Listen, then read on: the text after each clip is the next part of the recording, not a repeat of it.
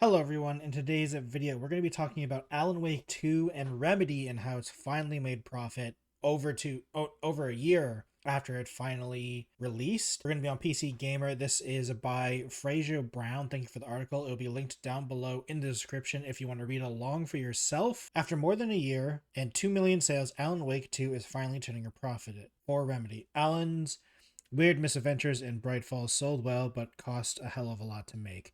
Yeah, it was like 70 million if I remember correctly. I'm pretty sure it says so in the article later down below as well. But unfortunately, it also has the problem of being Epic Game Store exclusive, so like that probably hurts sales as well. And it's like a pseudo horror game, so that doesn't help sales as well because horror game sales, while they're definitely can be good, like the Resident Evils and Silent Hills and stuff like that, it's definitely not the tens and tens of millions of sales copies sold like some other games. Like Resident Evil is one of the more successful ones, and they still only sell like 4 or 5 million copies, to be fair. So Alan Wake selling 2 million is really good, considering how it was definitely more of a niche game as well. And it being the problem is that the budget was just so high for this one it took a while for it to finally make profit, but I'm glad it finally is. Just before we get into the article, I'd like to remind everyone, please subscribe to the channel. I really appreciate it. Once we hit 1,000 subscribers, I'll be doing a Q&A video. So if you'd like to see that, please subscribe to the channel. Alan Wake 2, Remedy's gorgeous oddity, is finally making the developer some cash. Over a year after its launch, in a financial report published today, the Finnish studio revealed that sales of the sequel have now surpassed 2 million units and that the game has started to accruing royalties. Excellent. Interesting. I wonder why they say accruing royalties instead of profit. I wonder what the difference between profit and royalties are, if there is any difference. I actually don't know. Interesting. It's taken a while. Alan Wake 2 launched in October 2023 and only started turning a profit at the end of 2024. According to the financial report, with a huge development and marketing, reportedly 70 million euros or $73 million. Yeah, it's a huge budget. There was a lot to recoup before it could start earning Remedy some cash, and while it was Remedy's fastest selling game in 2 million sales in just over a year isn't to be sniffed at, Alan Wake isn't the kind of heavy hitter in the horror genre that they say Silent Hill is. Bloombird's Silent Hill 2 remake, for instance, hit the same 2 million sales milestone in January after only a few months after launch. Yeah, it also helps that the time frame between Alan Wake 1 and Alan Wake 2 was quite a long time as well, because they made Control in between Alan Wake 1 and 2. To be fair, Control is an amazing game, but it is a different game. So like the people who are a fan of Control might look at Alan Wake 2 and be like not that as interested, because Control is not really a horror game. So I could definitely see the audience that they helped grow with Control is a different audience, and they potentially won't buy an Alan Wake 2. But it is still Remedy's fastest selling game.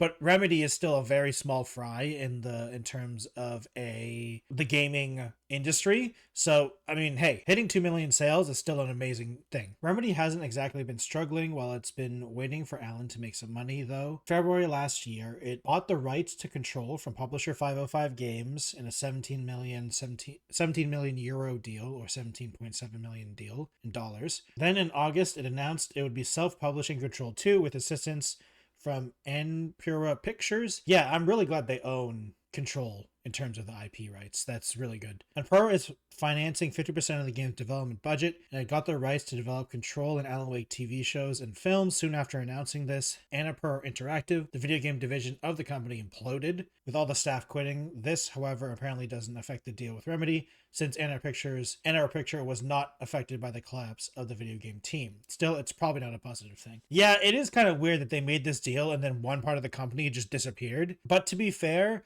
the deal itself was the TV show and films. So, like, Remedy is handling the video game stuff. And I didn't even know Annapurna Interactive, before that news story hit, had a video game division.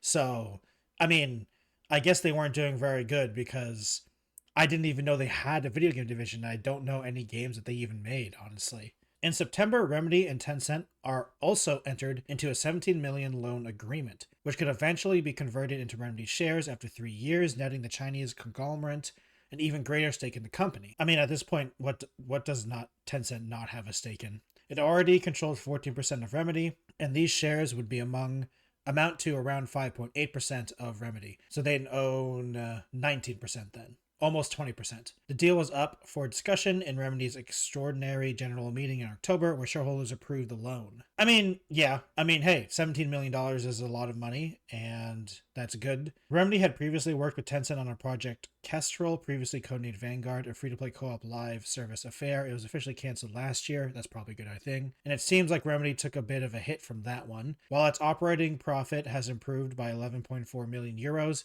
in the fourth quarter of 2024, which puts it at negative 1.4 million euros, it lost 7.2 million in value to the previous year due to Kestrel. That makes sense. I mean, they were also working on, I think it says so in this one, in just below too. They were working on two of those things. I don't know if Firebreak's going to be free to play. I don't think it is. It's going to be a paid product, but live service is just not a good deal. I don't think you should not do a live service game right now because they're just money sinks. And unless you are a multi-billion-dollar company or hundreds of millions of dollars and willing to burn millions and millions and millions of dollars with not a guarantee that it's going to work, you shouldn't do a live service. So I'm just super against live service games right now, other than the ones that are already established. The ones that already established themselves are fine. But cranking out live service games is not sustainable. Things are presumably looking up now, though. It got that tencent cash, Alan's bringing in some money at least, and it's got a few projects on the go, including Control 2 in October. It announced co-op FPS Control spin-off FBC Firebreak, and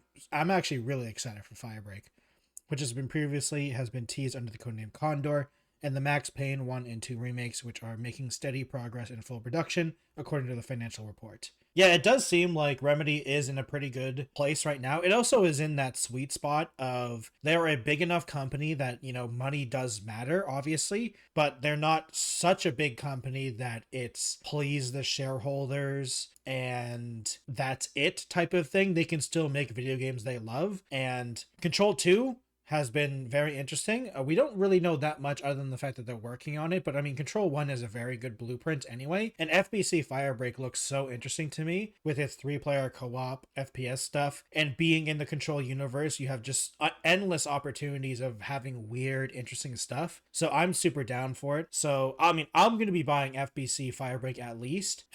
Fortunately, I still need to beat Control 1. I still need to get on that because I know it's a game I'm going to enjoy, and honestly, I haven't played Alan Wake 1 or 2. And I don't know if I'm ever going to. I'm not that huge into horror games myself. I enjoy looking at horror games and like seeing horror games and the lore and like stuff like that, but I've never been that interested in playing horror games most of the time. But I don't know, maybe this one will be different. I mean, I do want to play the Resident Evil 4 remake eventually, and maybe the Silent Hill 2 remake, maybe. But it really depends for me. I'm not really a big horror person, so I just kind of have to be in the mood for it, and I've just never been in the mood for it recently in the past couple years. So that'll be a maybe for me. But I'm super excited for FBC Firebreak.